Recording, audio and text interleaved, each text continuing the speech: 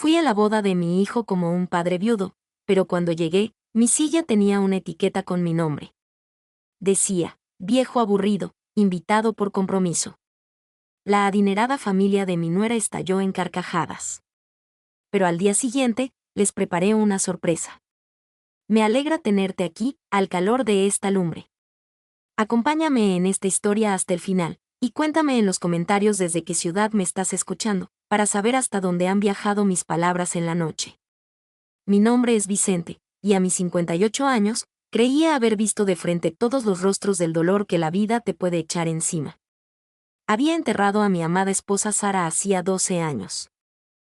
Había criado a nuestro hijo Marcos yo solo durante toda su adolescencia. Había doblado turnos de sol a sol para pagarle la universidad, y lo había visto construir lo que yo creía que era una buena vida. Pero nada, absolutamente nada, me preparó para la humillación que sentí al poner un pie en la recepción de esa boda. El lugar era magnífico, una de esas haciendas exclusivas a las afueras de la ciudad donde todo brilla y respira dinero viejo. Los candelabros de cristal derramaban una luz cálida sobre las mesas cubiertas de seda color marfil, y el aire estaba pesado con el perfume de miles de rosas blancas. Me había puesto mi mejor traje, ese azul marino que compré para el funeral de Sara y que había mandado a ajustar el mes pasado porque la soledad me había hecho perder peso. Quería verme respetable para el día más grande de mi hijo. La mesa de recepción estaba cerca de la entrada, custodiada por una muchacha joven con una sonrisa de esas que se ensayan frente al espejo. Detrás de ella, las tarjetas con los nombres estaban ordenadas alfabéticamente sobre una bandeja de plata. Me acerqué, acomodándome la corbata con manos nerviosas. «¿Su nombre, por favor?», preguntó ella, con los dedos flotando sobre las tarjetas. «Vicente Castañeda, padre del novio». Su sonrisa tembló un poco mientras buscaba entre los cartones. Tomó uno, dudó un instante que pareció eterno, y luego me lo entregó con una expresión de disculpa que debió haberme servido de advertencia. Bajé la mirada hacia la tarjeta blanca en mi mano, esperando ver mi nombre impreso con esa letra elegante y cursiva que tenían todas las demás. En su lugar, con letras negras, gruesas y despiadadas, leí, viejo aburrido, invitado por compromiso. El mundo entero pareció inclinarse. Lo leí de nuevo, seguro de que mis ojos cansados me estaban traicionando. Pero ahí estaba, claro como el agua. La garganta se me secó como tierra de sequía, y sentí un calor que me subía quemando por el cuello. «Debe haber un error», susurré, mostrándole la tarjeta a la muchacha. Su rostro se puso blanco como el papel. «Ay, Dios mío, lo siento muchísimo. Permítame llamar a la coordinadora del evento». «No». Mi voz salió más afilada de lo que pretendía. No quería armar un escándalo. Este era el día de Marcos. Forcé una sonrisa que me dolió en los labios. «Está bien. Solo, ¿hay alguna otra tarjeta?». Ella buscó frenéticamente, pero levantó las manos vacías. «Me temo que esta es la única con su nombre». Me prendí esa tarjeta humillante en la solapa con unas manos que no dejaban de temblar. A nuestro alrededor, los demás invitados charlaban felices, y sus tarjetas normales decían cosas como tío Roberto o amigo de la universidad. Yo era el único marcado como una obligación. Entrar al salón de la hacienda fue como caminar hacia el banquillo de los acusados donde ya me habían dictado sentencia. El salón zumbaba con conversaciones y risas. Vi a Marcos de inmediato. Alto, guapísimo en su smoking, brillando de felicidad mientras estrechaba las manos de invitados vestidos de alta costura. A su lado estaba Sofía, radiante en su vestido de diseñador. Su familia los rodeaba como ángeles guardianes de alas doradas. Los Montenegro, la familia de Sofía, exigían atención en cualquier lugar donde se pararan. Su padre, Ricardo Montenegro, era dueño de la constructora más grande de todo el estado. Su madre, Patricia, llevaba joyas que probablemente costaban más que mi salario de un año entero. Su hermano Jaime manejaba las inversiones inmobiliarias de la familia. Se movían entre la multitud con la confianza de quienes jamás en su vida han dudado de su lugar en el mundo. Me abrí paso hacia Marcos, esperando un saludo cálido, tal vez la oportunidad de darle un abrazo y felicitarlo como se debe. Pero a medida que me acercaba, noté algo que hizo que el estómago se me cayera a los pies. Ricardo Montenegro fue el primero en ver mi tarjeta. Abrió mucho los ojos y luego le dio un codazo a su esposa. Patricia me miró, leyó las letras negras, y una pequeña sonrisa se dibujó en sus labios. En cuestión de segundos, todo el clan Montenegro me estaba mirando con una diversión que ni siquiera se molestaban en ocultar. Vaya, vaya, dijo Patricia con voz lo suficientemente alta para que los invitados cercanos la escucharan. ¡Qué maravillosamente honestos! Jaime soltó una carcajada, levantando su copa de champaña. Bueno, al menos están siendo transparentes con la lista de invitados. Las risas que siguieron se sintieron como golpes físicos en mi cuerpo. Otros invitados voltearon para ver qué era tan gracioso. Sus ojos eran arrastrados, inevitablemente, hacia mi pecho, donde esa horrible tarjeta anunciaba mi estatus como una carga indeseada. Marcos finalmente me vio acercarme. Por una fracción de segundo, vi algo cruzar por su rostro. ¿Era vergüenza? ¿Era culpa? Pero entonces Sofía le susurró algo al oído y su expresión se endureció, transformándose en una indiferencia cortés y fría. Papá, dijo, con una voz cuidadosamente neutral. ¿Llegaste?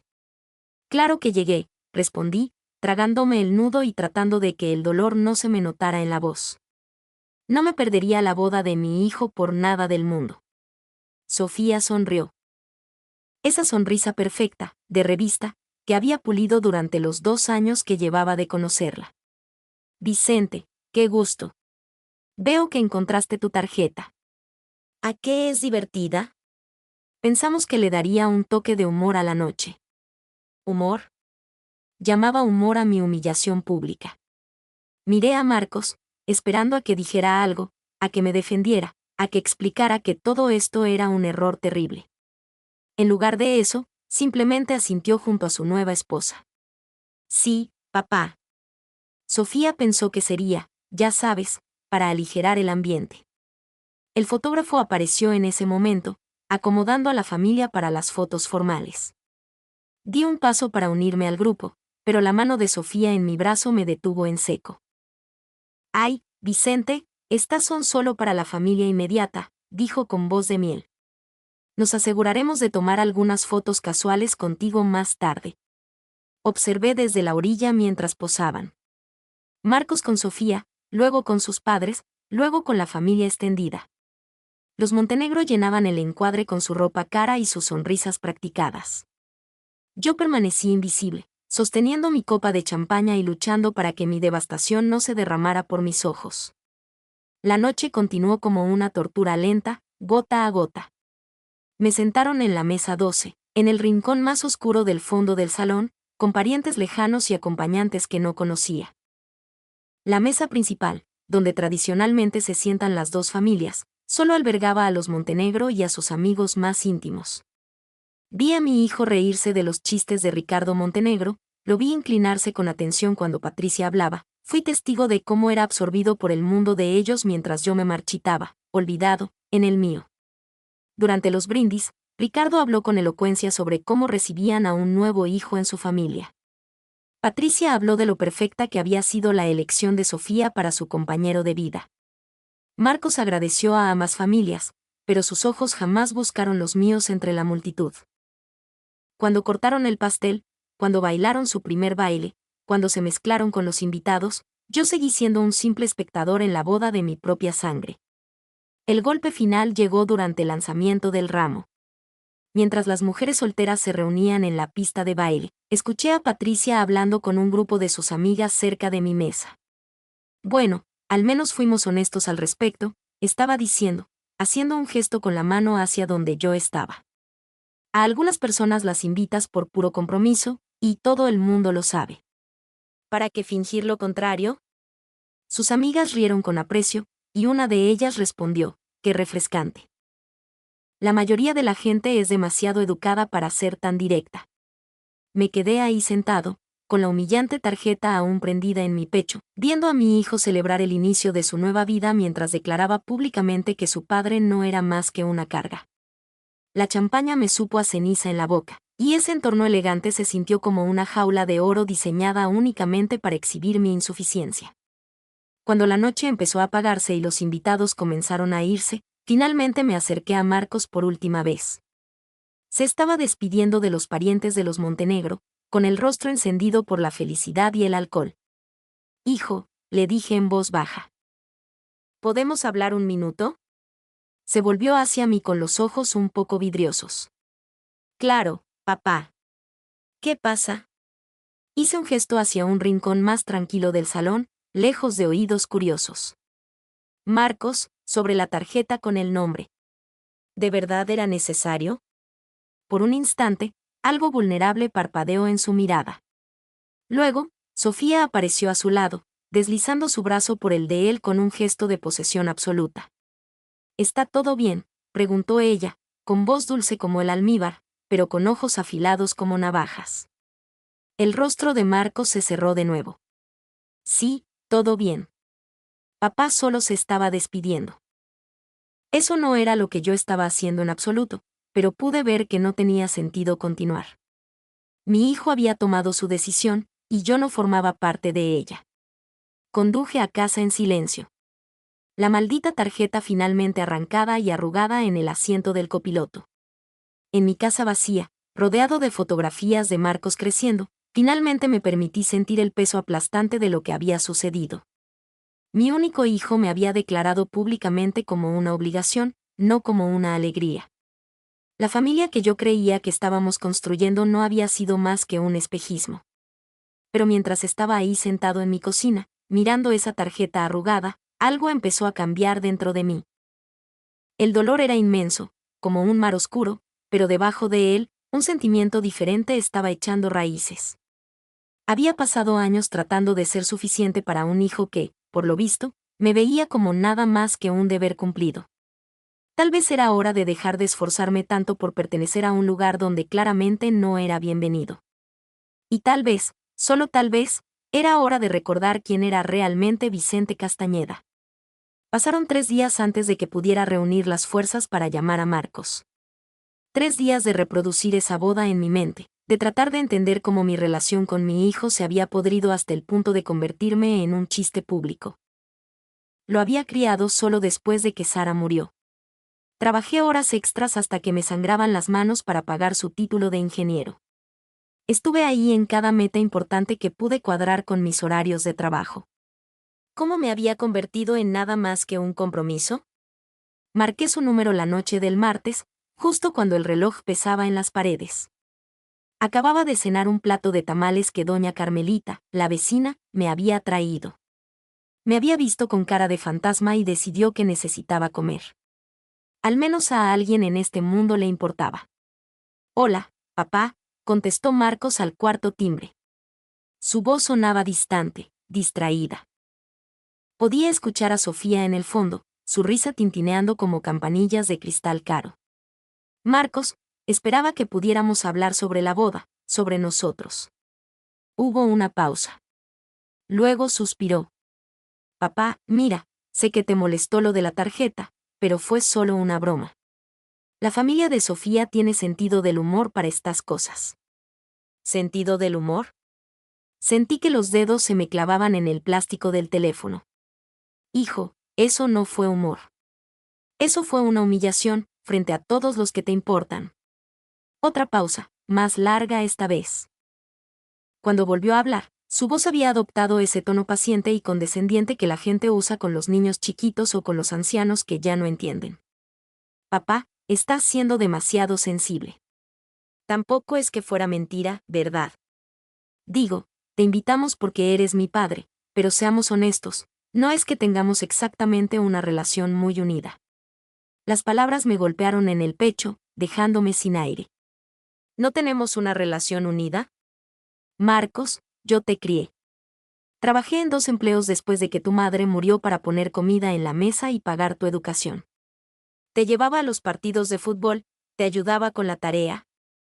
Cuando no estabas trabajando, me interrumpió, tajante. Cuando no estabas demasiado cansado para prestarme atención, cuando de milagro aparecías. Me dejé caer pesadamente en la silla de la cocina.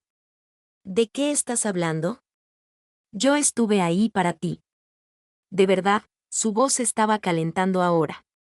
¿Estuviste ahí cuando me gradué de la preparatoria? No, estabas trabajando hasta tarde. ¿Estuviste ahí cuando entré a la competencia estatal? No, tuviste que cubrir el turno de alguien más. ¿Estuviste ahí cuando necesité ayuda con las solicitudes de la universidad? No, tuve que resolverlo yo solo porque tú siempre estabas demasiado ocupado. Cada acusación se sentía como un cuchillo girando en mis entrañas. Recordaba esos momentos. La graduación que me perdí por una emergencia en la obra, las solicitudes de beca que estaba demasiado exhausto para revisar después de doblar turnos. Pero todo lo había hecho por él. Para darle las oportunidades que yo nunca tuve. Marcos, hice todo eso por ti. Hiciste todo por el trabajo, me cortó. Y lo entiendo, papá. Entiendo que tenías que mantenernos, pero no actúes como si fuéramos unidos. No actúes como si fueras el padre del año. El ruido de fondo en su línea se había silenciado. Podía imaginar perfectamente a Sofía escuchando cada palabra, probablemente asintiendo con aprobación. ¿Está ella ahí?, pregunté en voz baja. ¿Sofía está escuchando esto? ¿Qué importa eso? Es mi esposa. No tenemos secretos. Pero algo en su tono me confirmó que ella efectivamente estaba ahí, probablemente susurrándole qué decir. Lo había notado durante los últimos 2 años. Como la actitud de Marcos hacia mí se había ido torciendo después de que empezó a salir con ella. Como nuestras llamadas se volvieron más cortas, nuestras visitas menos frecuentes. Como, poco a poco, había dejado de incluirme en las decisiones importantes de su vida. Marcos, ¿puedes verte conmigo para tomar un café mañana? Solo nosotros. Sin Sofía, sin distracciones. Solo padre e hijo. Un largo silencio. Escuché voces ahogadas, como si estuviera tapando la bocina del teléfono. Finalmente, suspiró. No creo que sea una buena idea en este momento, papá. Sofía y yo estamos tratando de adaptarnos a la vida de casados. Y sinceramente, no necesitamos el drama. ¿Drama? ¿Qué drama? Solo estaba pidiendo tomar un café con mi hijo. Mira, papá, he estado pensando mucho en esto últimamente. Tal vez un poco de espacio sería bueno para los dos. Claramente tienes resentimiento sobre cómo veo nuestra relación, y yo solo necesito tiempo para pensar las cosas. La línea se quedó muerta. Mi hijo me había colgado. Me quedé en mi cocina durante mucho tiempo después de eso, mirando el teléfono en mi mano. Afuera, la calle se iba apagando con las rutinas de la noche. Madres llamando a sus hijos a cenar, perros paseando, los ritmos normales de la vida familiar de los que alguna vez fui parte. Ese fin de semana, decidí limpiar la cochera. En parte para distraerme, y en parte porque lo había estado posponiendo durante meses. Entre las cajas de adornos de Navidad y las herramientas viejas, encontré un contenedor del que me había olvidado. Una de las cajas de recuerdos de Sara. Adentro había cosas que ella había guardado de la infancia de Marcos. Boletas de calificaciones, dibujos, fotografías y, al fondo, un sobre amarillo con mi nombre escrito con su letra. Lo abrí con los dedos temblando. Lo primero que encontré fue una carta que había escrito pero que nunca me dio. Estaba fechada apenas unos meses antes de su muerte. Mi queridísimo Vicente, comenzaba. Sé que estos han sido los años más difíciles de nuestras vidas. Verte luchar con mi enfermedad, tratando de mantener todo normal para Marcos. Veo lo duro que trabajas, cómo tomas turnos extra para que podamos pagar mis tratamientos y aún así ahorrar para la universidad de nuestro hijo. Veo lo exhausto que estás, cómo te empujas más allá de tus propios límites por nuestra familia. Necesito que sepas que Marcos también lo ve. Aunque no pueda expresarlo ahora, un día, cuando sea mayor, entenderá los sacrificios que hiciste. Apreciará al padre que renunció a sus propios sueños para asegurar el futuro de su hijo. Las lágrimas me nublaron la vista mientras seguía leyendo. Sara había documentado cosas que yo mismo había olvidado. Las noches en que me quedé despierto ayudando a Marcos con sus proyectos de ciencias después de jornadas de 14 horas. La vez que manejé en medio de una tormenta para llegar a su obra de teatro en la escuela. El fondo universitario que construí peso a pesar de las deudas del hospital. Pero había algo más en el sobre. Registros telefónicos de los últimos 2 años. Llamadas que Marcos había hecho al teléfono de nuestra casa y que, por lo visto, yo había perdido. Mensajes de voz que de alguna manera se habían guardado en el teléfono viejo de Sara. Con las manos temblorosas, lo encendí y busqué en el buzón. Los mensajes pintaban un cuadro muy diferente al que Marcos había descrito. En los primeros, sonaba herido, confundido. Asterisco papá, te he estado llamando. ¿Recibiste mis mensajes? Conseguí el trabajo en Ingeniería Morales. Pensé que te gustaría saberlo asterisco. Otro más, asterisco hola, papá. Sofía y yo estamos pensando en comprometernos. ¿Podemos hablar? Asterisco. Sentí náuseas. Había cambiado la configuración de nuestra contestadora después de recibir demasiadas llamadas de vendedores. Y de alguna manera, estos mensajes se habían desviado al teléfono viejo de Sara, el cual yo mantenía cargado por nostalgia, pero casi nunca revisaba. Pero los mensajes más recientes eran distintos. El tono de Marcos se había vuelto más frío, más distante. Asterisco papá, no sé por qué no devuelves mis llamadas. Sofía dice que tal vez ya no te interesa mi vida. Tal vez tiene razón asterisco. Y luego, el último mensaje. Fechado apenas hace 6 meses. Asterisco ¿sabes qué, papá? Olvídalo. La familia de Sofía me ha apoyado más en 2 años de lo que tú lo has hecho en los últimos 10. Al menos ellos sí aparecen cuando importa asterisco. Me dejé caer sobre una caja polvorienta, sosteniendo el teléfono de Sara y sintiendo que el suelo se abría bajo mis pies. Marcos había estado tratando de acercarse, y yo me lo había perdido. Mis intentos de respetar su independencia, de no ser un padre encimoso, habían sido interpretados como desinterés. ¿Y Sofía? Sofía había estado ahí para ofrecer a su familia como reemplazo. La siguiente revelación me golpeó cuando decidí revisar las tarjetas y cartas que Sara había guardado. Escondida entre las tarjetas de cumpleaños de la infancia de Marcos, encontré algo que me heló la sangre. Una nota con una letra que no reconocí. Marcos, decía. Sé que esto es difícil, pero tienes que ver el patrón. Tu padre elige el trabajo sobre la familia, igual que eligió el trabajo en lugar de estar ahí para los tratamientos de tu madre. Algunas personas simplemente no son capaces de poner a la familia primero. Tú te mereces algo mejor. Con cariño, Patricia. Patricia Montenegro le había estado escribiendo a mi hijo. La fecha de la nota era de hacía más de 1 año. Durante el tiempo en que yo pensaba que Marcos simplemente estaba ocupado con su nuevo trabajo y su noviazgo. Encontré más notas, todas con la misma letra, todas sutilmente venenosas. Me pintaban como un hombre ausente, insensible, egoísta. Le recordaban a Marcos cada evento al que falté. Cada vez que llegué tarde. Cada momento en que elegí la responsabilidad sobre la presencia. Pero nunca mencionaban el porqué. Nunca reconocían que yo había trabajado esos turnos extras para pagar la deuda médica de Sara, para construir su fondo universitario, para no perder nuestra casa cuando las facturas de los hospitales amenazaban con dejarnos en la calle. La pieza final del rompecabezas apareció en una pequeña libreta de direcciones de Sara. Metida en la contraportada, había una tarjeta de presentación de la constructora Montenegro. En el reverso, una nota escrita a mano, asterisco llamar sobre V.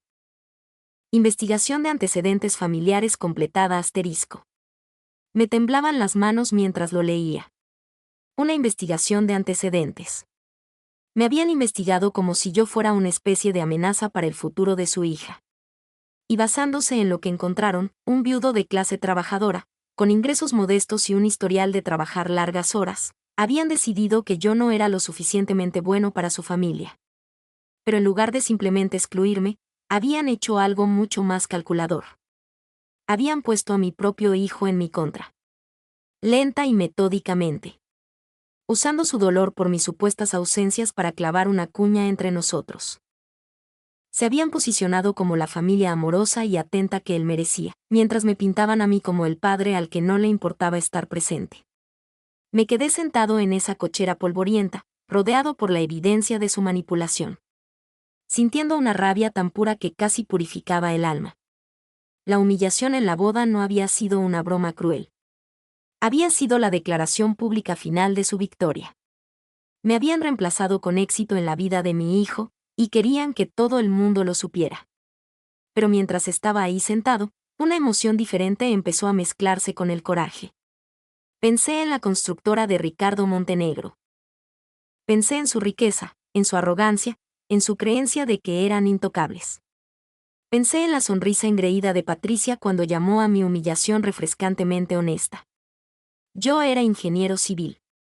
Había pasado 30 años en la industria de la construcción antes de pasar a ser inspector de obras municipales del ayuntamiento. Conocía cómo funcionaba el negocio. Conocía los atajos que se tomaban. Conocía la diferencia entre lo que era legal y lo que era correcto. Y recordé algo que Ricardo Montenegro había dicho en la recepción, presumiendo ante sus amigos sobre un gran contrato municipal que acababan de ganar.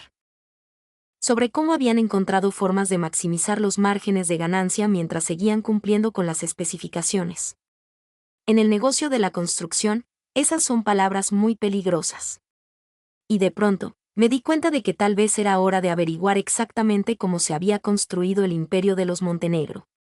El lunes siguiente, después de descubrir las cartas manipuladoras de Patricia, me reporté enfermo en el trabajo por primera vez en 3 años. Necesitaba tiempo para pensar. Para procesar lo que había aprendido y, lo más importante, para decidir qué iba a hacer al respecto. Pasé la mañana caminando por el centro de la ciudad, pasando frente a los edificios de cristal y las obras en construcción que salpicaban nuestra ciudad en crecimiento. A donde quiera que mirara, veía letreros de la constructora Montenegro. Tenían las manos metidas en cada proyecto importante. El nuevo Palacio de Justicia, la ampliación del hospital, la renovación del puente que salía en las noticias. Ricardo Montenegro no había exagerado sobre el alcance de su empresa. Pero mientras caminaba frente a una de sus obras activas, algo llamó mi atención. Llevaba 15 años inspeccionando proyectos de construcción para la ciudad, y ciertas cosas se vuelven una segunda naturaleza. La mezcla de concreto que estaban vertiendo no se veía bien. Demasiado aguada, demasiado gris. La separación de las varillas parecía incorrecta. Los trabajadores se movían con la eficiencia casual de la gente que sabe que nadie los está vigilando de cerca. Me quedé de pie al otro lado de la calle, fingiendo revisar mi teléfono mientras observaba la operación. Este era el proyecto del nuevo centro comunitario, un contrato municipal de 12 millones que el ayuntamiento le había otorgado a la constructora Montenegro después de una licitación competitiva. Recordaba haber visto el papeleo pasar por mi escritorio. Recordaba que la oferta ganadora de Ricardo había quedado justo por debajo de la competencia. Mi teléfono vibró con un mensaje de mi supervisor, Tomás. Espero que te sientas mejor. La inspección de los Montenegro para el centro comunitario se movió para el jueves. ¿Crees poder encargarte cuando regreses?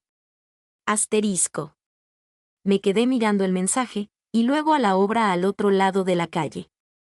Como el inspector municipal asignado para este proyecto, yo sería el encargado de firmar si su trabajo cumplía con los estándares de la ciudad. La ironía no pasó desapercibida. La familia que había destruido sistemáticamente mi relación con mi hijo, estaba a punto de tener su trabajo evaluado por mí. Esa tarde, manejé a los archivos del ayuntamiento y saqué los expedientes de los contratos municipales recientes de la constructora Montenegro. Lo que encontré hizo que mi instinto de ingeniero encendiera todas las alarmas. Especificaciones en las licitaciones que rozaban los mínimos legales. Listas de materiales que sistemáticamente elegían las opciones más baratas permitidas. Estimaciones de tiempo que parecían imposibles a menos que se estuvieran saltando pasos. Extendí los documentos sobre una mesa en la silenciosa sala de archivos, con la mente trabajando a 1000 por hora. Individualmente, cada decisión era legal, cumpliendo técnicamente con los requisitos del código. Pero en conjunto, pintaban el retrato de una empresa que priorizaba las ganancias sobre la calidad en cada oportunidad posible. A la mañana siguiente, regresé a trabajar con un propósito renovado. Tomás lo notó de inmediato. «Te ves mejor», dijo, levantando la vista de su café. «Cualquier bicho que trajeras, parece que ya se te quitó». Sí, creo que un poco de perspectiva fresca era exactamente lo que necesitaba. Me lancé al trabajo con una intensidad que sorprendió a mis compañeros.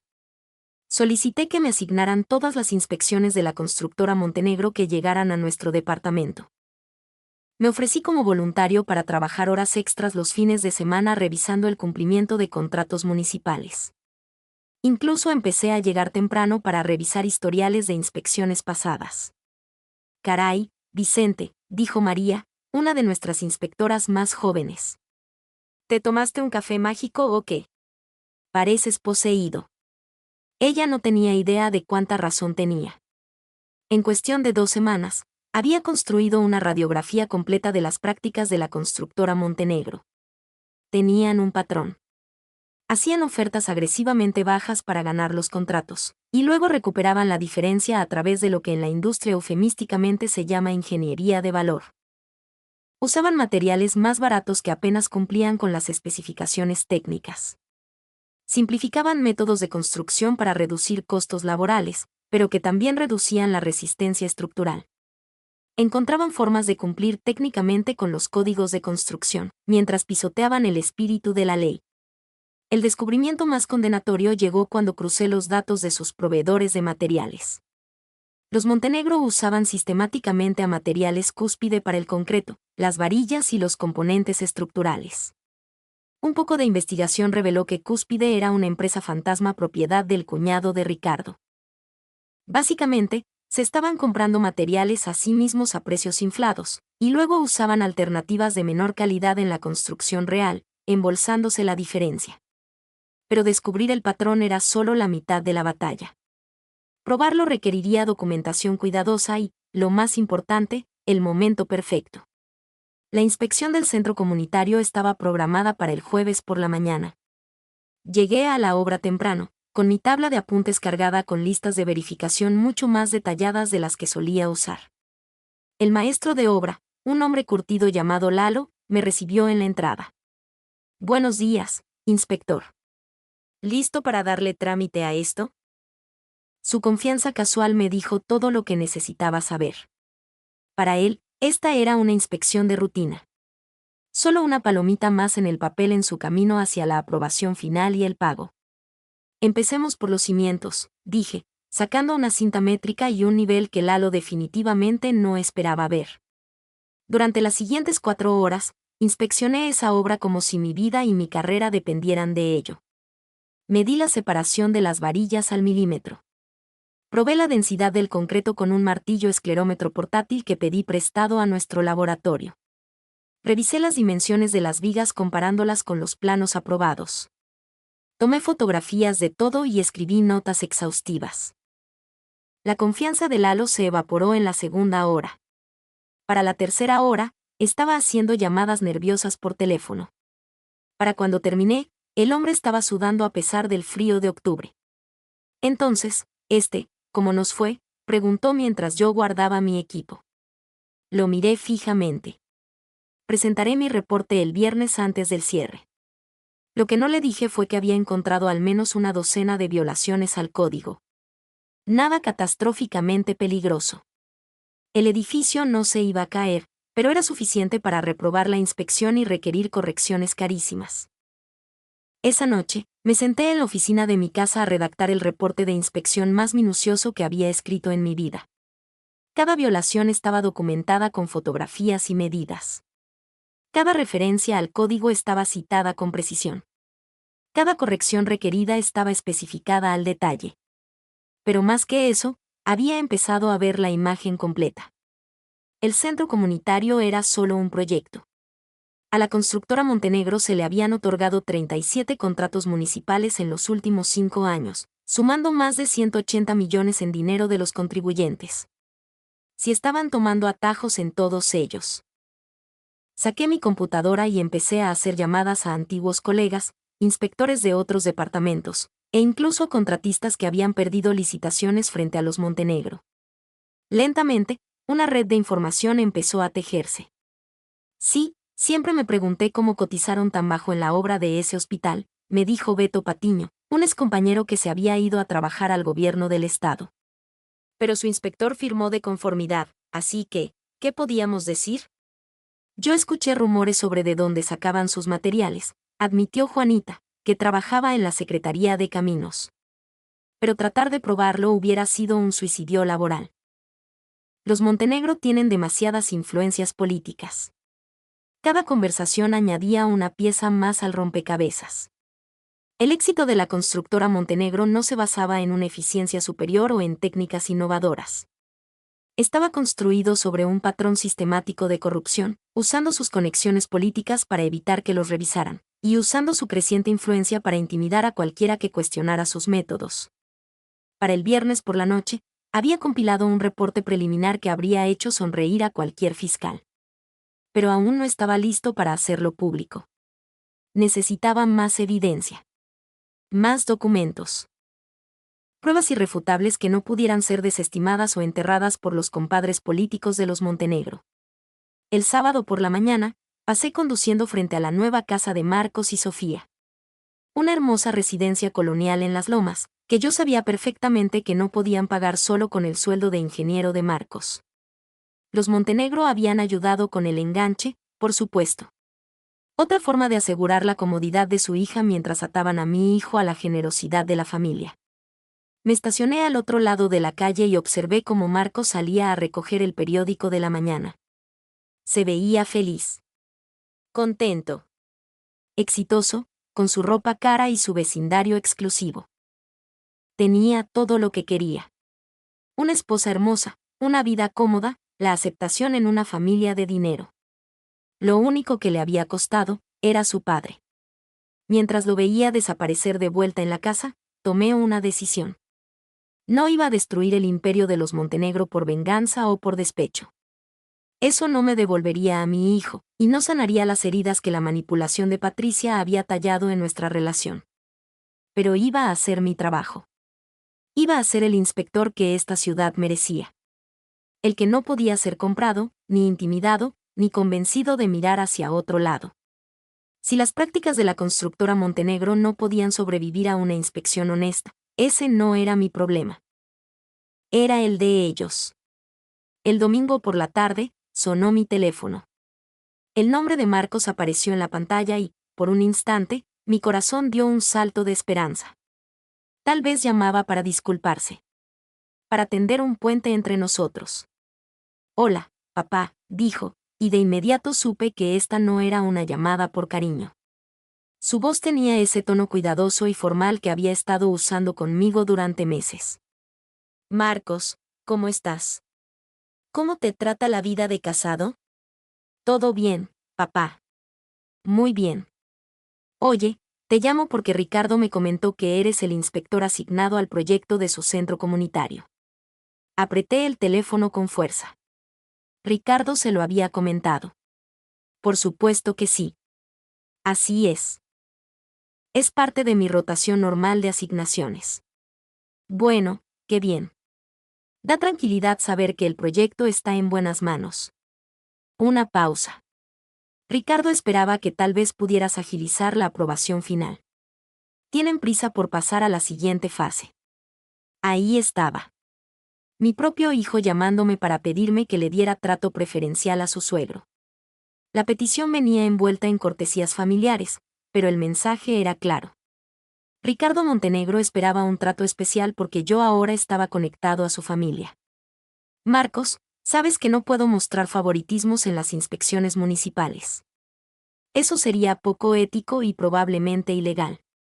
No te estoy pidiendo favoritismos, papá. Solo, ya sabes, tal vez un poco de eficiencia extra por ser familia. Por ser familia. Las palabras se retorcieron en mi pecho como un cuchillo. ¿Cuándo había podido yo invocar a la familia como razón para algo?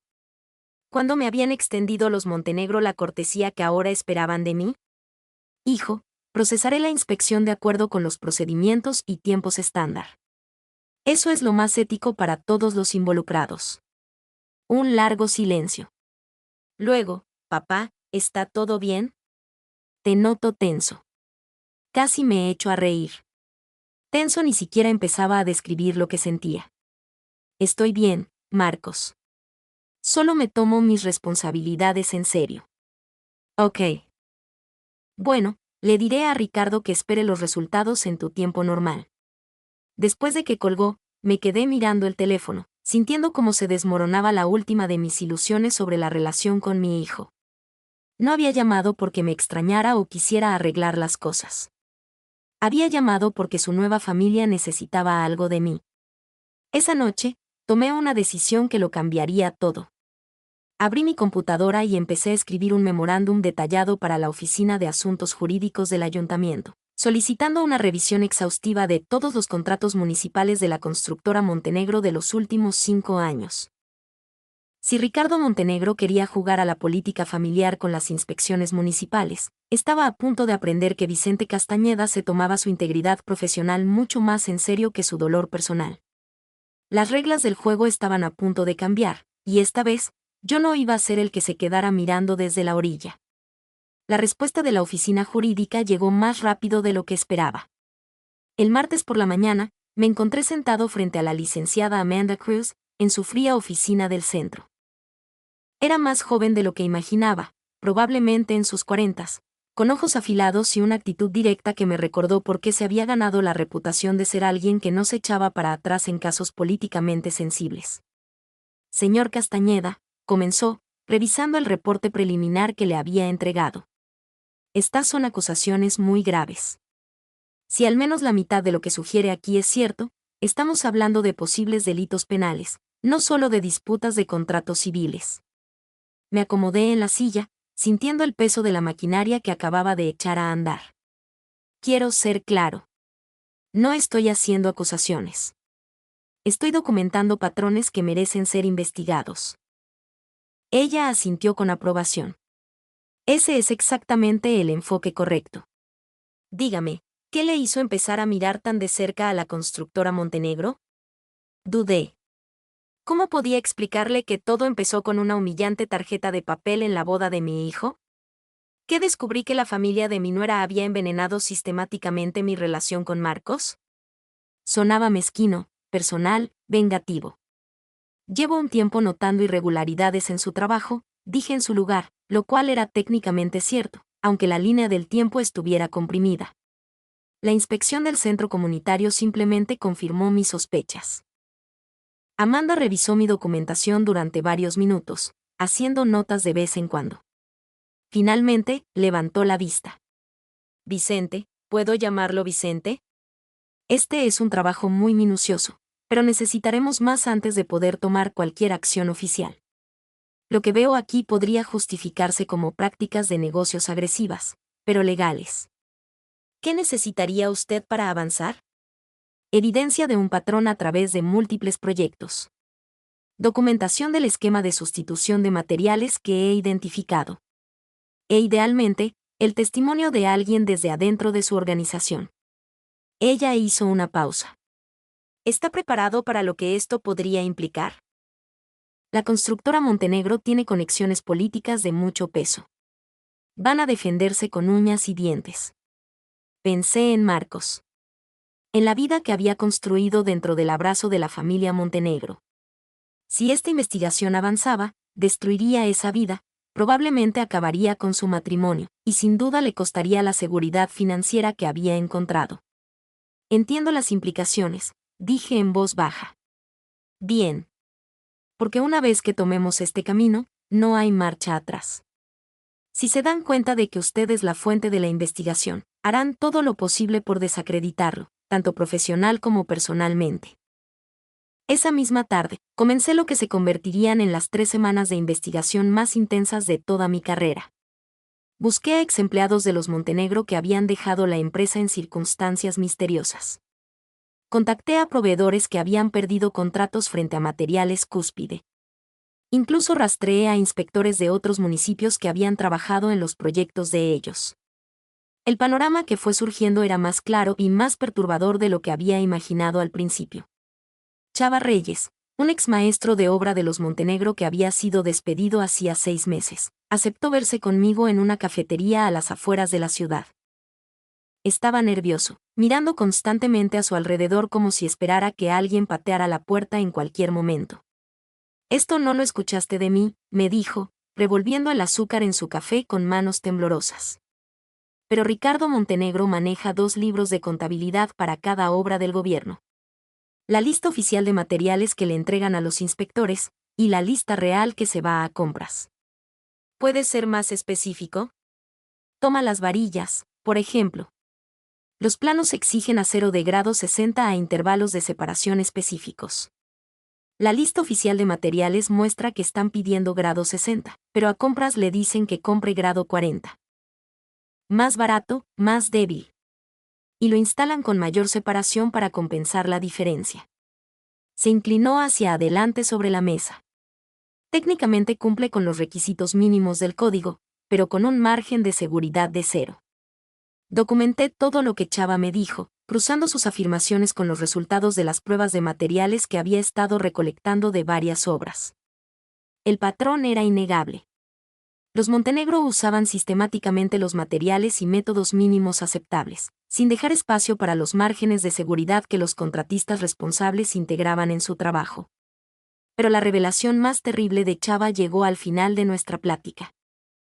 El detalle es, me dijo, que Ricardo no solo hace esto para ganar más dinero. Lo hace porque sabe que se puede salir con la suya. Tiene inspectores en su bolsillo, regidores que le deben favores, proveedores que dependen de él. Todo el sistema lo protege. ¿Y qué pasa con la gente que intenta alzar la voz? La risa de Chava fue amarga. ¿Te refieres a gente como yo? Yo levanté un reporte sobre el proyecto de la escuela primaria el año pasado. El trabajo de cimentación que hicieron no va a durar ni 10 años, mucho menos 50.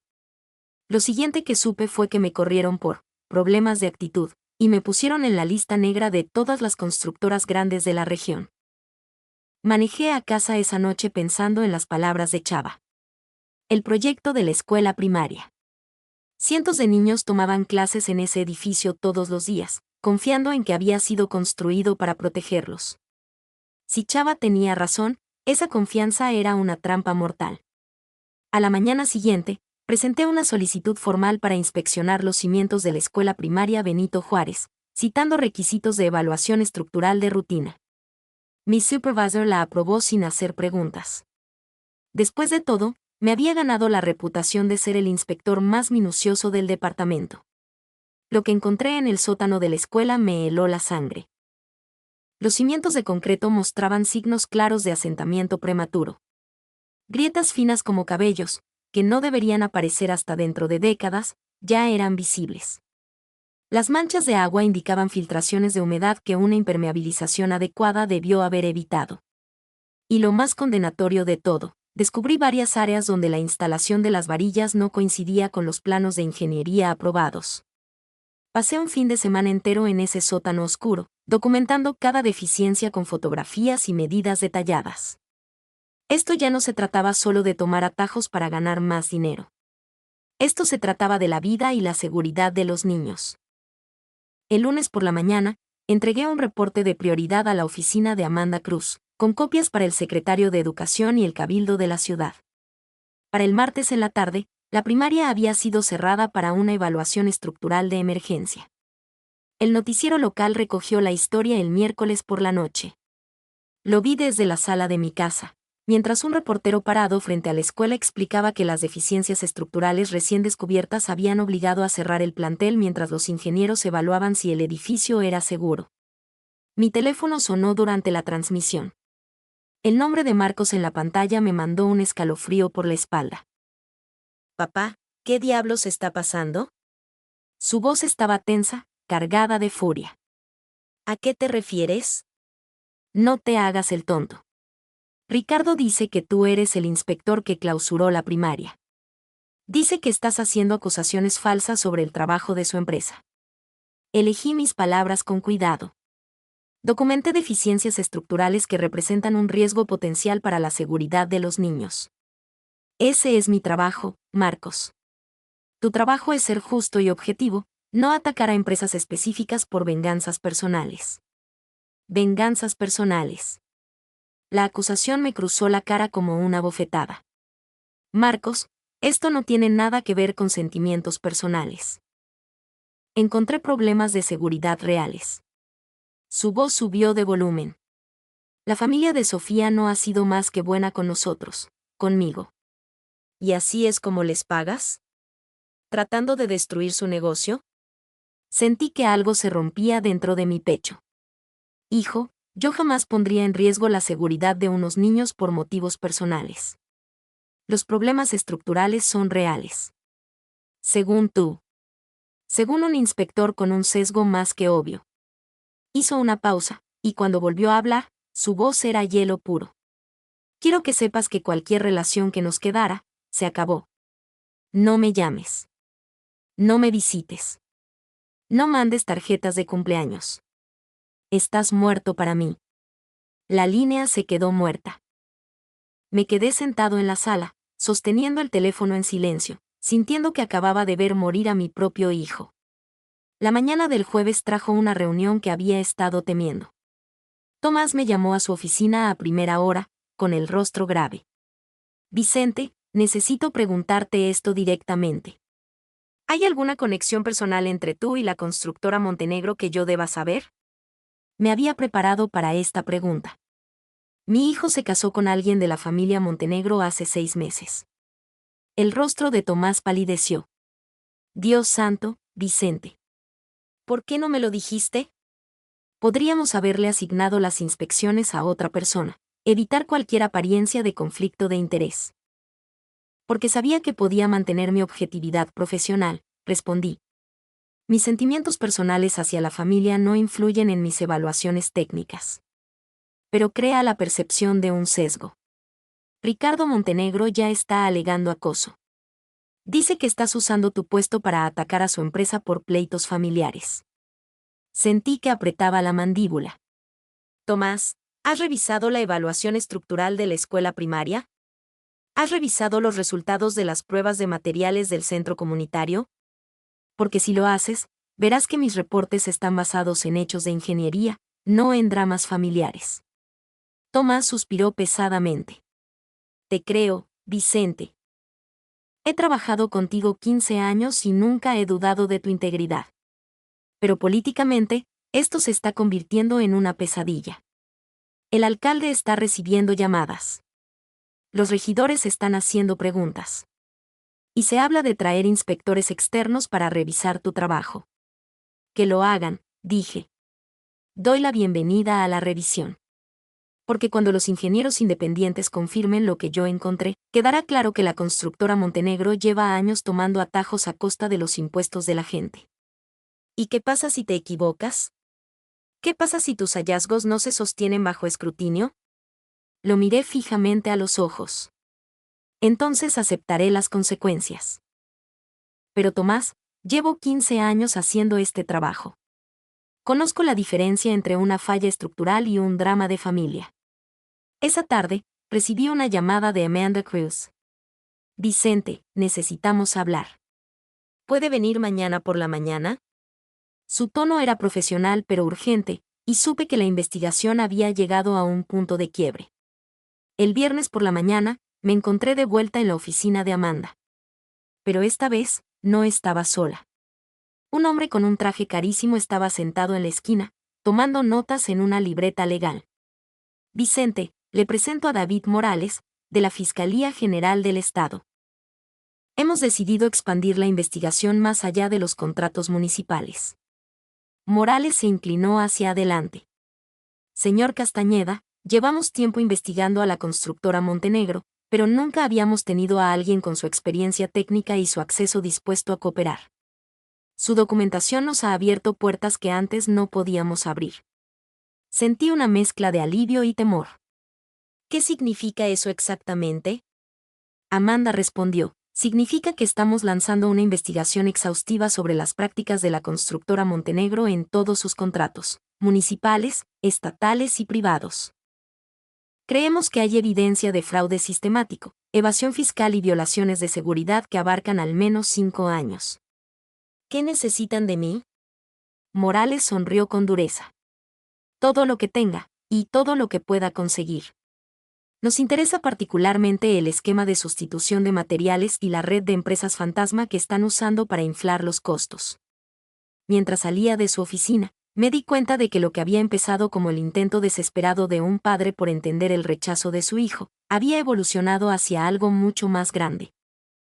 El imperio de los Montenegro estaba a punto de enfrentarse al tipo de escrutinio que ni el dinero ni los compadrazgos políticos podían desviar.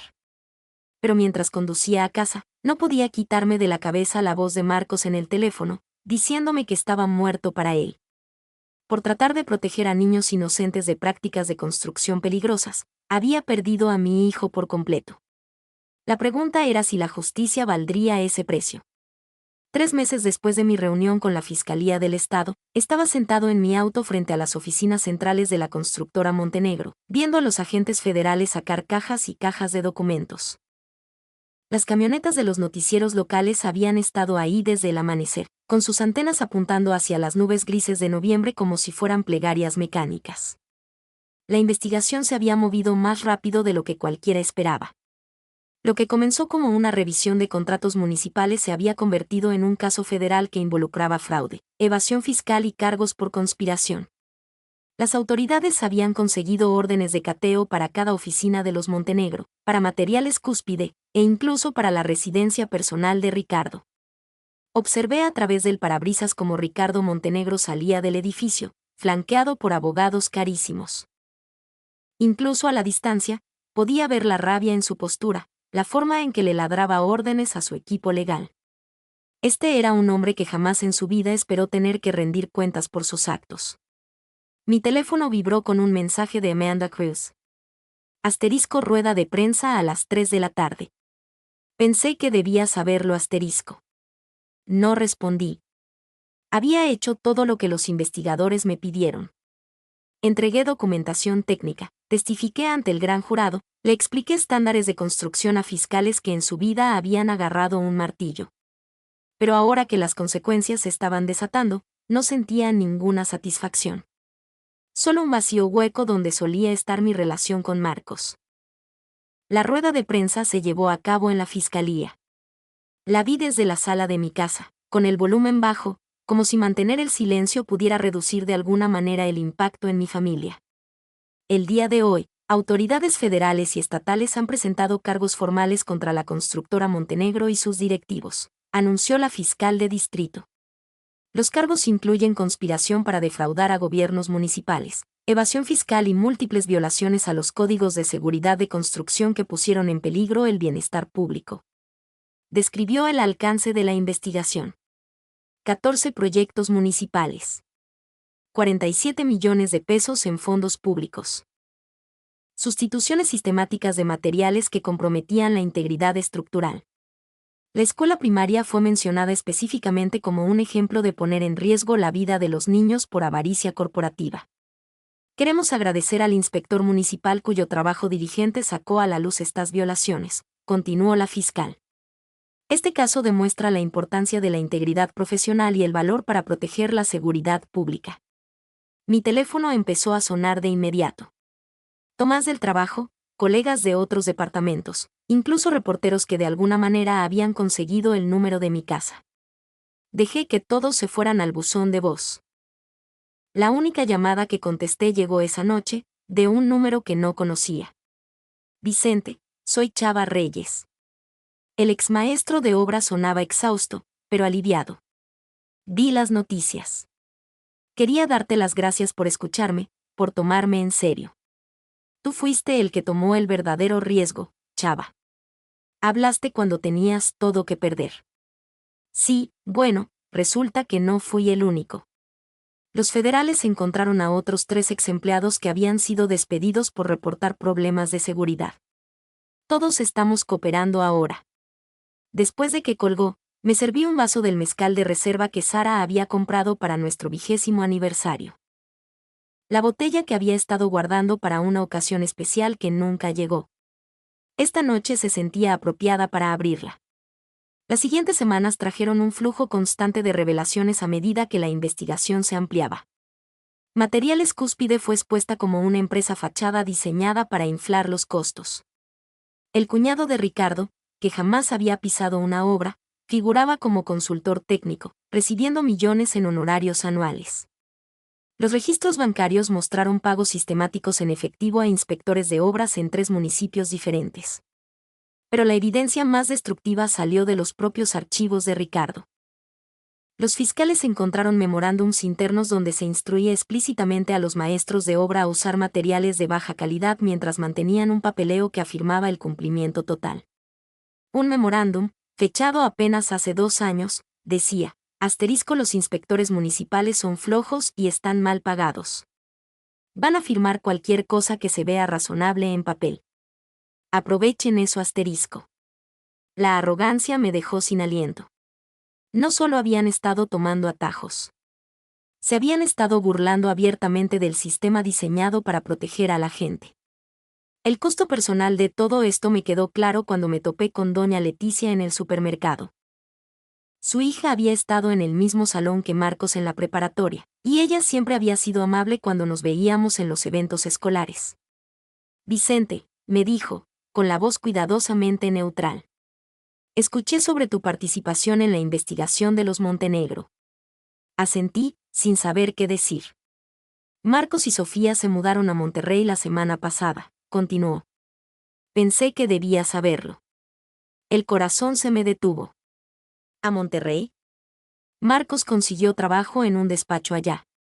Sofía está embarazada, ¿sabías? Querían empezar de cero, lejos de toda la publicidad. Me quedé parado en el pasillo de los cereales, sosteniendo una caja de avena, tratando de procesar lo que me acababa de decir. Mi hijo se había ido de la ciudad sin decirme una palabra. Su esposa estaba embarazada de mi nieto o nieta, y yo me había enterado por una vecina en el supermercado. Vicente, ¿estás bien? La voz de doña Leticia parecía venir de muy lejos. Logré asentir y pedir disculpas, abandonando mi carrito de compras a mitad del pasillo. Esa noche, intenté llamar al celular de Marcos. Se fue directo al buzón de voz, con su voz familiar pidiéndome que dejara un mensaje. Colgué sin decir nada. El juicio comenzó en marzo, 6 meses después de los cateos. Fui llamado a testificar en el segundo día, explicando la evidencia técnica que probaba las sustituciones sistemáticas de materiales y las violaciones de seguridad. Ricardo Montenegro estaba sentado en la mesa de la defensa. Su traje fino no podía ocultar el hecho de que había perdido peso y envejecido años en los últimos meses. Sus abogados intentaron pintarme como un familiar resentido que buscaba venganza, pero la evidencia era demasiado abrumadora. Los ingenieros estructurales que habían evaluado la primaria de forma independiente confirmaron cada una de mis observaciones. Las pruebas de materiales demostraron que habían estado usando concreto y acero de baja calidad. Los exempleados testificaron sobre la presión para tomar atajos y falsificar documentos. Pero el testimonio más devastador vino de la propia Patricia Montenegro. Habiendo conseguido inmunidad a cambio de su cooperación, admitió la campaña sistemática para poner a Marcos en mi contra. Presentó las cartas que ella misma había escrito y el reporte del investigador privado que habían contratado para escarbar en mi pasado. Veíamos a Vicente como una amenaza para el matrimonio de nuestra hija, testificó, con la voz apenas audible. Creíamos que si Marcos seguía siendo cercano a su padre, tal vez no se integraría por completo a los negocios y al círculo social de nuestra familia. Sentado entre el público, sentí una extraña mezcla de reivindicación y tristeza. La verdad finalmente se estaba diciendo en voz alta, pero había llegado a costa de todo lo que me importaba en el mundo. Los veredictos se dictaron un viernes por la tarde a finales de abril. Ricardo Montenegro, culpable de 14 cargos de fraude y conspiración. Jaime Montenegro, culpable de 8 cargos de evasión fiscal y conspiración. Su empresa fue disuelta y sus bienes confiscados para pagar la restitución a los municipios afectados. Las sentencias se anunciaron 2 meses después. Ricardo recibió 12 años en una prisión federal. Jaime recibió 8 años. Patricia, que había cooperado con los fiscales, recibió 2 años de libertad condicional y servicio comunitario. Yo no estaba en la corte cuando leyeron las sentencias. Estaba en mi casa empacando cajas para mi propia mudanza. Tomás me había ofrecido la jubilación anticipada con pensión completa, y yo había aceptado. La publicidad de todo el caso había hecho imposible que continuara como inspector municipal. Cada decisión que tomara sería escudriñada buscando sesgos. Cada aprobación sería cuestionada por motivos políticos. Había encontrado una casita en San Cristóbal de las Casas, Chiapas, cerca de las montañas. Era un lugar donde podía empezar de nuevo, donde nadie sabía de Vicente Castañeda el denunciante, ni del padre de Marcos Castañeda. El camión de mudanzas estaba programado para llegar el lunes por la mañana. El domingo por la tarde, estaba envolviendo la vajilla de Sara cuando sonó el timbre. A través de la mirilla, vi a una mujer joven que al principio no reconocí. Era rubia, estaba muy embarazada, y estaba llorando. Abrí la puerta. Sofía Montenegro, ahora Sofía Castañeda, estaba parada en mi porche. Señor Castañeda, dijo, con la voz quebrada. ¿Puedo pasar, por favor? Necesito hablar con usted sobre Marcos. Me hice a un lado, demasiado en shock para articular palabra. Entró a mi sala caminando con dificultad, mirando a su alrededor las cajas empacadas y las paredes desnudas. Él no sabe que estoy aquí, dijo de inmediato. Me hizo prometerle que nunca lo contactaría. Señalé la única silla que no estaba cubierta de material de empaque. Por favor, siéntate. ¿Para cuándo esperas al bebé? En 6 semanas. Se tocó el vientre con instinto protector. Es una niña. Le vamos a poner Sara, por la madre de Marcos. El nombre me golpeó como un puñetazo físico. Mi nieta llevaría el nombre de mi esposa, y yo tal vez nunca la conocería. Señor Castañeda, necesito que sepa que Marcos se está destruyendo por la culpa, continuó Sofía, con las lágrimas corriéndole por la cara. Casi no duerme, apenas come. Sigue diciendo que eligió el bando equivocado. Que debió haberle creído a usted en lugar de a mis padres. Me senté pesadamente sobre una caja de cartón. ¿Por qué me estás diciendo esto? Porque ya no soporto verlo sufrir. Porque nuestra bebé merece tener a su abuelo. Porque, tomó un respiro tembloroso, porque yo fui quien lo envenenó en su contra, y no sé cómo arreglarlo. Nos quedamos en silencio durante un largo momento. Afuera, la calle se iba apagando con las rutinas de la noche. Perros paseando, niños siendo llamados a cenar.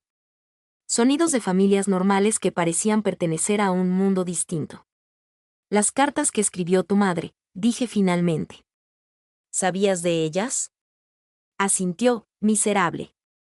Ayudé a escribir algunas. Era tan joven, estaba tan desesperada por encajar en el mundo de ellos. Me hicieron creer que usted era una amenaza para mi matrimonio. Que Marcos nunca se comprometería realmente conmigo mientras tuviera una relación tan cercana con usted. Y ahora he perdido a mis padres en la cárcel, a mi esposo por la culpa, y mi hija crecerá sin conocer a su abuelo porque fui demasiado estúpida y egoísta para ver lo que tenía frente a mis narices. Me miró con los ojos rojos e hinchados. Señor Castañeda, sé que no tengo ningún derecho a pedirle esto, pero, ¿hay alguna forma de que pueda perdonarnos? ¿Alguna forma de que intentemos ser una familia de nuevo? Miré a esta mujer joven, tan diferente de la socialité arrogante que había orquestado mi humillación en la boda. Estaba rota, asustada, y llevaba a mi nieta en el vientre. Sofía, le dije con suavidad. ¿Dónde está Marcos ahora? En nuestro departamento en Monterrey. Está trabajando hasta tarde otra vez, tratando de perderse entre planos y cálculos. Se secó los ojos. Tiene una foto de usted y de su madre en el escritorio. Se le queda viendo cuando cree que no me doy cuenta. Tomé una decisión que nos sorprendió a ambos. ¿Te gustaría que regresara contigo para hablar con él? Su rostro se iluminó con una esperanza tan brillante que casi dolía mirarla. ¿Usted haría eso, después de todo lo que le hicimos? Pensé en las cajas empacadas a nuestro alrededor, en la nueva vida que me esperaba en Chiapas, en la paz que había planeado encontrar en las montañas. Luego pensé en mi hijo, cargando una culpa que le pertenecía a otras personas, y en mi nieta, que nacería en un mundo de arrepentimientos y reproches. La familia no se trata de llevar la cuenta de quién debe qué, Sofía, le dije. Se trata de aparecer cuando importa. Por primera vez en más de un año, me permití la esperanza de que tal vez no era demasiado tarde para importar. El vuelo a Monterrey fueron las 2 horas más largas de mi vida. Sofía iba sentada a mi lado, jugando nerviosamente con su anillo de bodas y poniéndose la mano en el vientre de vez en cuando la bebé pateaba. Apenas habíamos hablado desde que salimos de mi casa. No había mucho que decir que pudiera deshacer 2 años de manipulación y dolor. Tal vez no quiera verme, dije mientras el avión comenzaba a descender. Sí querrá, respondió ella, con más confianza de la que yo sentía. Solo que él aún no lo sabe. El departamento de Marcos y Sofía estaba en un complejo moderno cerca del centro de Monterrey. El tipo de lugar donde viven los jóvenes profesionistas cuando están empezando de cero. Mientras subíamos en el elevador hasta el 3er piso, me preguntaba qué le diría a mi hijo. ¿Cómo te disculpas por haber tenido la razón? ¿Cómo perdonas a alguien por creer mentiras sobre ti? Sofía usó su llave, llamándolo al entrar. Marcos, ya llegué. Y traje a alguien a verte. El departamento era pequeño pero estaba bien amueblado, con grandes ventanales que miraban hacia las montañas. Pude ver a Marcos a través de la puerta de lo que debía ser su oficina en casa, encorvado sobre una mesa de dibujo, exactamente como Sofía lo había descrito. ¿A quién trajiste?, gritó sin levantar la vista. Si es otro doctor, ya te dije que estoy bien. Marcos. Mi voz salió más rasposa de lo que pretendía. Giró en su silla de golpe. Su rostro pasó por la sorpresa, la confusión, y algo que podría haber sido esperanza, antes de asentarse en un cansancio profundo. Había perdido peso, me di cuenta. La ropa le colgaba, y tenía unas ojeras oscuras que lo hacían ver mucho mayor de sus 29 años. Papá, ¿qué? ¿Cómo? Miró a Sofía, que se había quedado cerca de la puerta como si estuviera lista para salir corriendo. ¿Qué está pasando? Ella fue a verme, dije, asintiendo hacia Sofía. Me contó sobre la bebé. Sobre cómo has estado. Marco se puso de pie lentamente, como si le dolieran las articulaciones. Sofía, hablamos de esto. Te dije. Me dijiste que nunca lo contactaras tú, lo interrumpió ella. Nunca me dijiste que no lo fuera a visitar yo. A pesar de todo, casi sonrió. Seguía siendo manipuladora, solo que ahora usaba sus habilidades para un propósito distinto. Marcos, dije. ¿Podemos hablar? Solo unos minutos. Nos miró a los dos, apretando la mandíbula como si estuviera tratando de decidir si corrernos a la calle o soltarse a llorar. Finalmente, asintió hacia la sala. Nos sentamos en extremos opuestos del sofá, con un océano de incomodidad entre nosotros. Sofía había desaparecido en la cocina, dándonos privacidad pero quedándose lo suficientemente cerca por si acaso. «Te ves bien», dijo Marcos finalmente. Lo cual era una mentira. Me veía como un hombre que había pasado 6 meses viendo a su familia destruirse a sí misma. «Tú te ves terrible», respondí. Lo cual era la pura verdad. Él soltó una risa seca, un ladrido corto que no tenía nada de gracia. Sí, bueno. Destruirle la vida a gente inocente cobra factura. Tú no destruiste nada, hijo. Fuiste manipulado por personas que te vieron como una herramienta para usarla en mi contra. Marcos negó con la cabeza. No me des excusas. Tengo 29 años, papá. Debí haber sido lo suficientemente inteligente para ver lo que estaba pasando. Estabas de luto. Perdiste a tu madre cuando tenías 17 años, y estabas buscando una familia, un lugar al cual pertenecer. Los Montenegro te dieron eso. O al menos te hicieron creer que te lo daban, poniéndote en contra de tu propio padre. La voz se le quebró. ¿Sabes lo que te dije por teléfono? ¿Te acuerdas? Recordaba cada sílaba, pero no iba a repetirlas. Estabas protegiendo a lo que creías que era tu familia. Te dije que estabas muerto para mí. Las lágrimas ya le resbalaban por la cara. Le dije a mi propio padre que estaba muerto para mí. Y luego descubrí que tenías razón en todo. Sobre los Montenegro, sobre sus negocios, sobre cómo me habían estado usando. Marcos, no. Déjame terminar. Se secó los ojos con el dorso de la mano. Cuando los federales arrestaron a Ricardo, cuando salió toda la evidencia del fraude en la constructora, me di cuenta de que no los habías estado atacando por despecho. Estabas haciendo tu trabajo. Estabas protegiendo a la gente. Protegiendo a niños de edificios que se podían caer. Esperé, dejando que sacara todo lo que necesitaba decir. Y lo peor de todo es que yo lo sabía, continuó. En el fondo, yo sabía que algo estaba mal. Había visto el trabajo de la empresa de Ricardo, había visto los atajos que tomaban, cómo trataban a sus empleados. Pero lo ignoré, porque quería pertenecer a su mundo con todas mis fuerzas. Quería seguridad, le dije. Después de perder a tu madre, después de verme luchar para mantenernos a flote, querías estabilidad. Eso no es un defecto de carácter, Marcos. Es naturaleza humana. Me miró con los ojos rojos e hinchados. ¿Cómo puedes no odiarme? La pregunta se quedó flotando en el aire entre nosotros. ¿Cómo podía explicarle que amar a alguien significa perdonarlo incluso cuando no se lo merece? ¿Cómo podía decirle que prefería tener un hijo que cometía errores, a no tener ningún hijo? Porque eres mi muchacho, dije simplemente.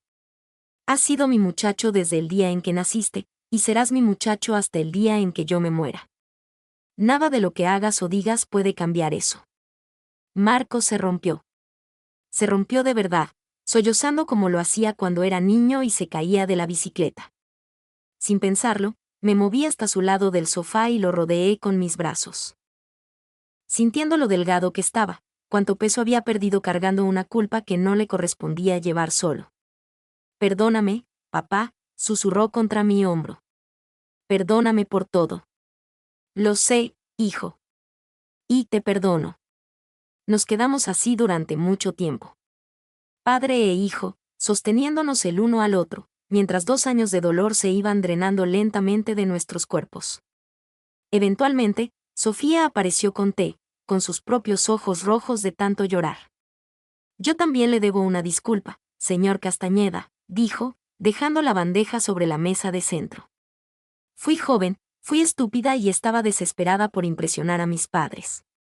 Pero eso no excusa lo que les hice a usted y a Marcos. Miré a esta muchacha. A la mujer que llevaba a mi nieta. A la que había cruzado medio país para tratar de reparar el daño que había ayudado a crear. Todos cometimos errores, Sofía. La pregunta es, ¿qué hacemos ahora? Marcos se enderezó, secándose la cara.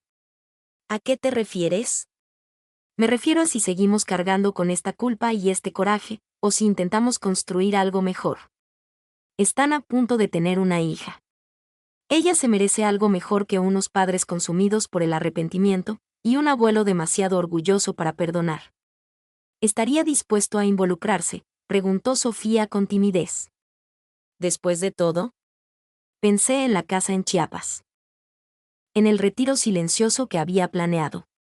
En la seguridad de una vida sin complicaciones. Luego pensé en una niña llamada Sara que crecería sin conocer a su abuelo si yo elegía el orgullo por encima del amor. Si ustedes me aceptan, dije. Los siguientes meses fueron una danza cuidadosa para reconstruir la confianza. Pospuse mi mudanza a San Cristóbal y renté un pequeño departamento en Monterrey. Marcos y yo nos veíamos para tomar café todos los fines de semana, aprendiendo poco a poco a ser padre e hijo de nuevo. Sofía y yo éramos más cautelosos el uno con el otro, pero su embarazo nos dio un terreno común. Ambos queríamos lo mejor para la bebé. El día que nació Sarah Elizabeth Castañeda fue el día en que entendí lo que realmente significaba la redención. Sostuve a mi nieta en el hospital, mirando su carita perfecta mientras Marcos y Sofía dormían exhaustos en la cama de al lado. Y me di cuenta de que hay cosas que valen cualquier cantidad de dolor. Tiene tus ojos, dijo Marcos en voz baja, despertando para verme con su hija. Tiene la nariz de su madre, respondí. Y la barbilla terca de su padre. Sofía se movió, sonriendo sin abrir los ojos. Tiene las manos de su abuelo. Miren qué largos tiene los dedos. Nos quedamos en silencio por un momento. Los tres y la pequeña Sara, existiendo en esa burbuja perfecta que rodea a las familias nuevas. Papá, dijo Marcos finalmente. Quiero pedirte algo. Lo que sea. ¿Considerarías mudarte a Monterrey permanentemente? Sé que planeabas retirarte en Chiapas, pero Sara va a necesitar a su abuelo cerca. Miré a la bebé en mis brazos. A mi hijo, que había encontrado el camino de regreso a mí.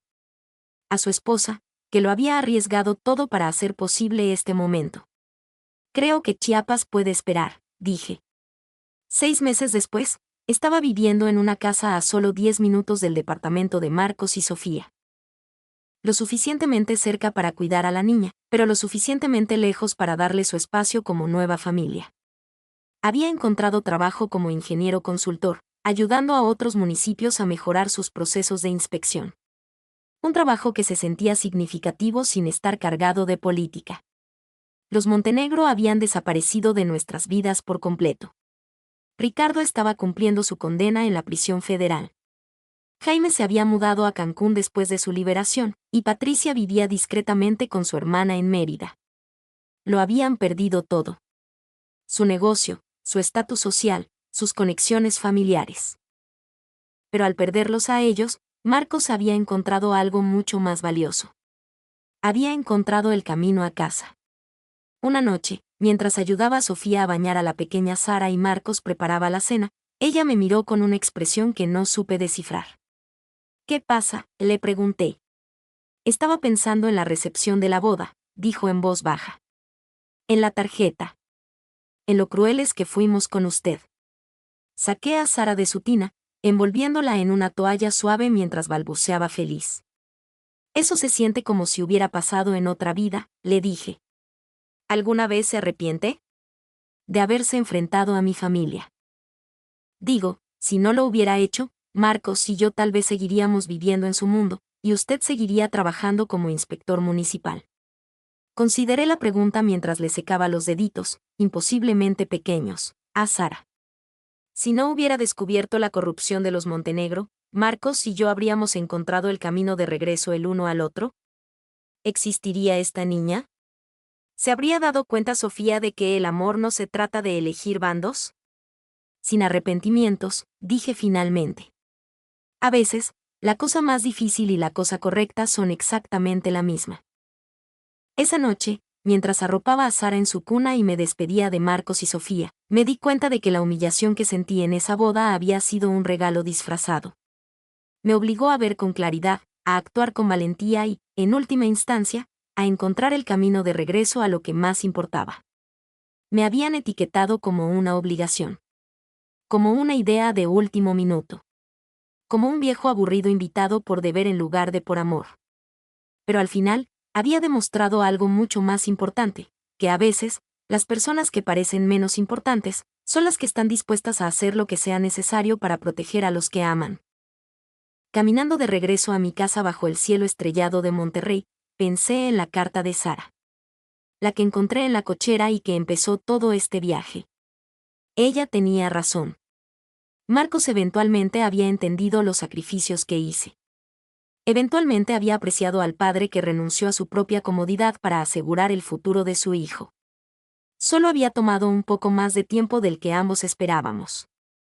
Pero hay cosas, las cosas importantes, las cosas que realmente valen la pena, por las que vale la pena esperar. Y ahora, tengo curiosidad por ti, que escuchas mi historia junto al fuego. ¿Qué habrías hecho tú de estar en mi lugar? ¿Alguna vez has pasado por algo similar? Cuéntamelo en los comentarios. Y mientras tanto, te dejo en la pantalla final otras 2 historias que son de las favoritas del canal, y que te aseguro, te van a sorprender. Gracias por acompañarme hasta aquí. Que tengas buena noche.